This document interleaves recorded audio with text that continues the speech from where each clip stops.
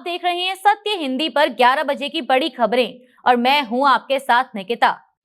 Iran ने बंद किया होर्मुज जलडमरू मध्य, मुश्तबा बोले पिता की हत्या का बदला लेंगे। सोनम वांगचुक की लोगों से प्रोटेस्ट में शामिल होने की अपील, बोले मैं गांधी नहीं हूं, आम नागरिक हूं। नए वोटरों के फॉर्म 6 में पड़ा बदलाव, अब मांगी जाएगी माता पिता की एसआईआर जानकारी।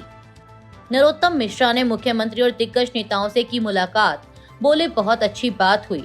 उमर अब्दुल्ला का बीजेपी पर पड़ा आरोप, बोले हमारे विधायकों को 30 करोड़ का ऑफर। अपने पिता अयातुल्लाह अली खामेनेई के अंतिम संस्कार के बाद पहली बार सार्वजनिक बयान देते हुए ईरान के नए सर्वोच्च नेता मुश्तबा खामेनेई ने कहा है कि ईरानी जनता अपने नेता की हत्या का बदला जरूर लेगी। उन्होंने कहा कि बदला लेना हमारे राष्ट्र की इच्छा है और इसे हर हाल में पूरा किया जाएगा। ईरानी सरकारी मीडिया द्वारा जारी मुश्तबा के बयान में कहा गया है कि हम वादा करते हैं कि आपके पाक खून और इन 2 जंगों के सभी शहीदों के खून का बदला उन अपराधी और बेइज्जत हत्यारों से लेंगे। यह बदला हमारी मिल्लत की मांग है और इसे जरूर लिया जाएगा। वे समझ लें कि यह बात मेरी या किसी अन्य अधिकारी की मौजूदगी पर निर्भर नहीं है। हम हो या ना हो, यह काम पूरा होगा। मुश्तबा का यह बयान ऐसे समय आया है जब अमेरिकी राष्ट्रपति ट्रंप ने ईरान के खिलाफ और हमलों की चेतावनी दी है। अमेरिका ने रविवार को ईरान पर एक बार फिर हवाई हमले किए हैं। हाल के दिनों में यह ईरान पर अमेरिकी हमलों का तीसरा दौर है। अमेरिकी सेंट्रल कमांड यानी सेंटकॉम के मुताबिक ईरान की इस्लामिक रेवोल्यूशनरी गार्ड कोर यानी IRGC ने होर्मुज जलडमरू मध्य से गुजर रहे साइप्रस के झंडे वाले कारोबारी जहाज पर हमला किया, जिससे उसके इंजन को भारी नुकसान पहुंचा और चालक दल का एक सदस्य लापता हो गया।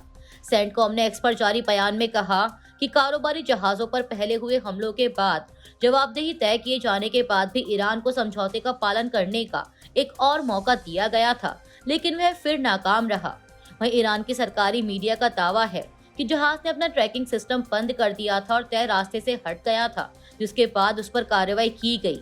IRGC ने अगले आदेश तक होर्मुज जलडमरू मध्य बंद करने का भी ऐलान किया है। वहीं अमेरिकी रक्षा मंत्री पीट हेगसेथ ने कहा कि ईरान ने गलत फैसला लिया है और अब उसे इसकी कीमत चुकानी होगी।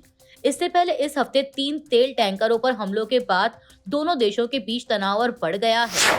जंतर मंतर पर परीक्षा में कथित गड़बड़ियों के खिलाफ कॉकरोच जनता पार्टी का प्रदर्शन 22वें दिन में पहुंच गया है। इस आंदोलन में शामिल पर्यावरण कार्यकर्ता सोनम वांगचुक की अनिश्चितकालीन भूख हड़ताल का आज 14वां दिन है। संगठन के अनुसार उनका वजन 7.5 किलो कम हुआ है। हालांकि उन्होंने कहा कि वे थोड़ा थका हुआ महसूस कर रहे हैं, लेकिन आंदोलन जारी रहेगा।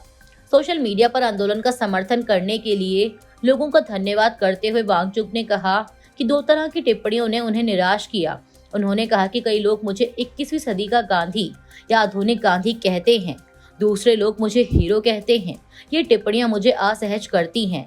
मैं ना तो गांधी हूँ और ना ही हीरो, मैं बस एक आम नागरिक हूँ जिसने अपनी जिम्मेदारियां निभाने की कोशिश की है। उन्होंने आगे कहा कि कृपया किसी और में हीरो ना ढूंढें, अपनी जिंदगी के हीरो खुद बने। एक नागरिक के तौर पर अपनी जिम्मेदारियां निभाएं।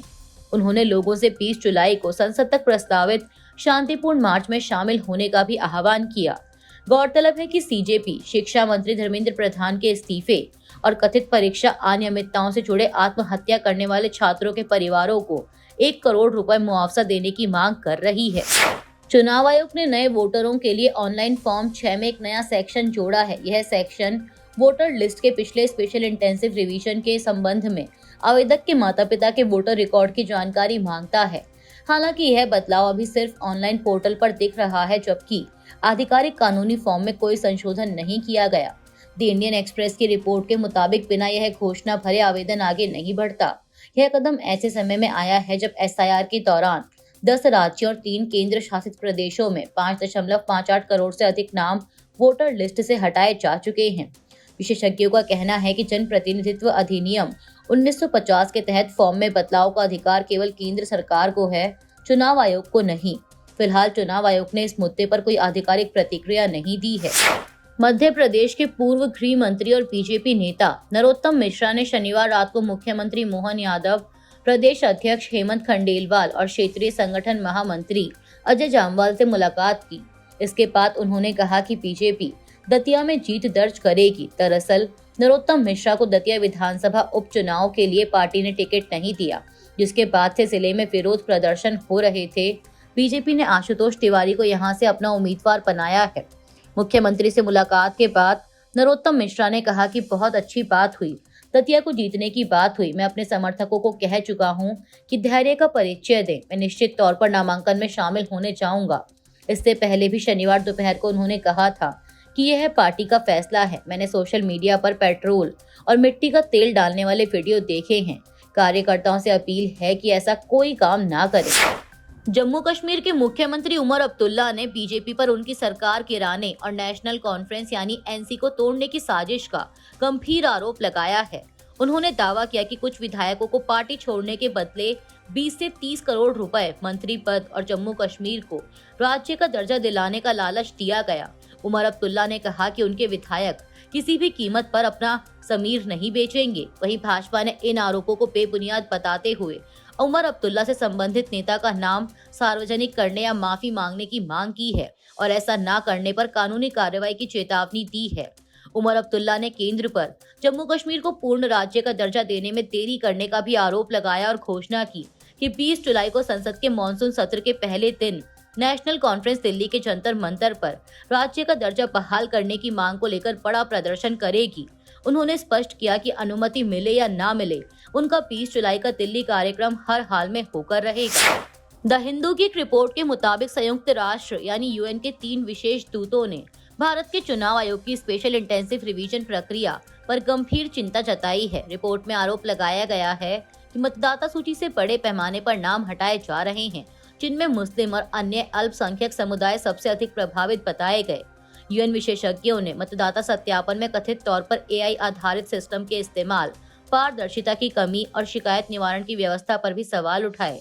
यह रिपोर्ट 1 मई 2026 को तैयार की गई थी, जिसमें भारत सरकार को इन चिंताओं पर अपना पक्ष रखने और जवाब देने के लिए 60 दिनों की समय सीमा दी गई थी। इसमें पश्चिम बंगाल के नंदीग्राम सहित कई राज्यों का उल्लेख है और सुप्रीम कोर्ट की सुनवाई का भी जिक्र किया गया है। हालांकि इस रिपोर्ट के प्रकाशित होने तक भारत सरकार की ओर से कोई आधिकारिक प्रतिक्रिया सामने नहीं आई थी। केंद्र सरकार ने राष्ट्रीय गान जन गण मन और राष्ट्रीय गीत वंदे मातरम को लेकर सभी राज्यों और केंद्र शासित प्रदेशों और केंद्रीय मंत्रालयों के लिए नई गाइडलाइंस जारी की हैं। गृह मंत्रालय ने निर्देश दिया है कि इन्हें गाते या बजाते समय सही शब्दों और उच्चारण का सख्ती से पालन किया जाए। नई गाइडलाइंस के अनुसार राष्ट्रपति और राज्यपाल के आगमन, प्रस्थान, औपचारिक राजकीय कार्यक्रमों, नागरिक सम्मान समारोहों, राष्ट्रीय ध्वज से जुड़े आयोजनों और राष्ट्रपति के राष्ट्र के नाम संबोधन से पहले और बाद में तय नियमों के अनुसार इनका उपयोग किया जाएगा। वहीं जिन राज्यों में राज्य गीत भी गाया जाता है, वहां पहले वंदे मातरम और उसके बाद जनगण मन प्रस्तुत किया जाएगा। मंत्रालय ने सही टेक्स्ट और उच्चारण गाइड अपनी वेबसाइट पर भी उपलब्ध कराई है।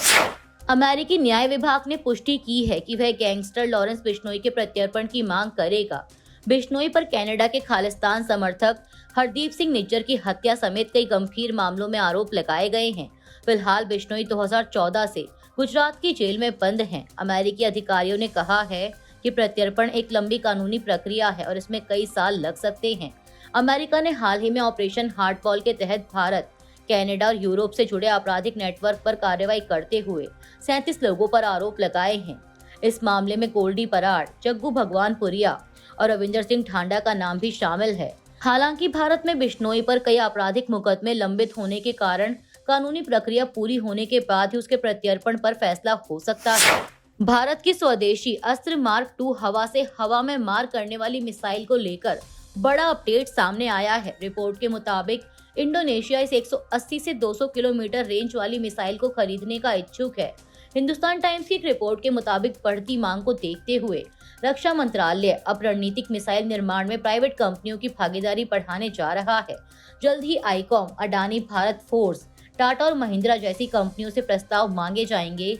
यह मिसाइल तेजस, मिग-29, सुखोई 30 MKI और राफेल मरीन फाइटर जेट्स के साथ इस्तेमाल की जाएगी। इसके अलावा 500 किलोमीटर रेंज वाली प्रलय बैलिस्टिक मिसाइल के निर्माण में भी निजी कंपनियों को शामिल करने की तैयारी है। वहीं भारत अपनी मिसाइल और एयर डिफेंस क्षमता बढ़ाने के लिए रूस से 5 और S-400 सिस्टम खरीदने की योजना पर भी काम कर रहा है। फिलहाल के लिए इस बुलेटिन में इतना ही। 2 बजे फिर हाजिर होंगे देश दुनिया की बड़ी खबरों के साथ। तब तक के लिए देखते रहिए सत्य हिंदी। नमस्कार।